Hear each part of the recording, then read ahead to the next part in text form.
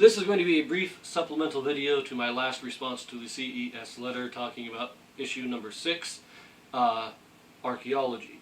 There were a few small, minor comments that I'd wanted to make, but they made the response too long, and so I'm going to put them here. Just a few comments on what they say and what they claim in this issue. So it states here, the last battle between the Lamanites and Nephites around 400 AD claimed at least 230,000 deaths on the Nephite side alone. Now this is an error of the, it does not accurately portray the record of the Book of Mormon. What they're doing here is that in Mormon chapter 6, Mormon lists all those captains that fell in battle, and he lists 23 captains and states that they fell with their 10,000 men. So what they're doing is they're taking 23, multiplying by 10,000, that's 230,000.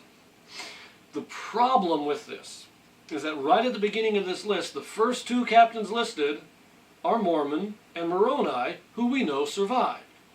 He also states that there were 24 who survived with them, that were all gathered together. When he's looking out and seeing all the destruction, there were 24 people with him.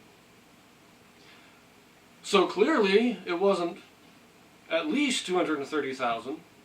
And in addition to this, we're told that many Nephites had fled. Some had defected to the Lamanites. So this was not at least 230,000 people. It was at most 230,000 people.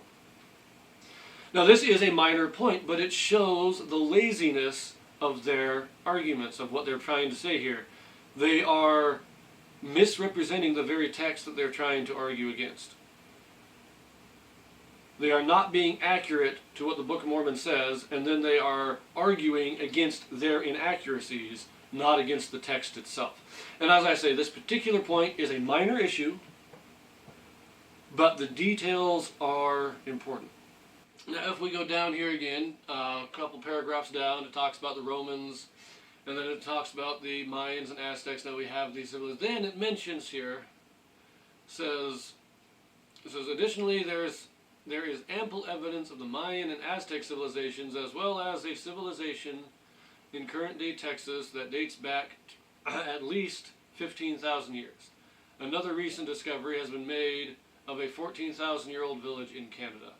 Now, me personally, anytime somebody claims a time period greater than 6,000 years, then I immediately say, no, that's wrong. The Bible, the scriptures, tell us that the earth is only approximately 6,000 years old. I've done an in-depth analysis of the timeline in the Bible and the book, using the dates we have from all the scriptures, putting them together. And from my calculations, I believe the fall would have happened around the year 3077, I believe it was, possibly 97 BC. So you're talking maybe 6,000 years ago. So anytime that they want to use these 15,000 and 14,000 year old dates as evidence against the Book of Mormon, that is something that I just say, it doesn't matter because you're wrong, because we didn't exist. Mortal life began 6,000 years ago. Therefore, anything beyond that is, any claims beyond that time is human error. It's as simple as that. My last point is this last thing here where they talk about Thomas Stewart Ferguson. They say he was as they point out, he was a founding member of the New World Archaeological Foundation. But then they make this statement that the NWAF was financed by the LDS Church, and the NWAF and Ferguson were tasked by BYU and the church in the 1950s and 60s to find archaeological evidence to support the Book of Mormon. This is a false, misleading statement. The NWAF was a private organization that was founded partly by Thomas Stuart Ferguson. He was one of the, I think there were 5 founding members. He was not an archaeologist. He was a fundraiser and secretary to the group. He did approach the church for funding in the early 1950s. I can't remember exactly what year, but at first the church denied his request. They said, no, we're not going to do it. The next year, after his persistence, they agreed to give him $50,000 to help fund this organization. They were not the only sponsors. They were not the only people donating money. And yes, it was Ferguson's idea that they could use archaeology to prove the Book of Mormon. This was not a task set him by the church. It was he came to the church and said, I think I can prove the Book of Mormon through archaeology, and I would like you to help fund our research.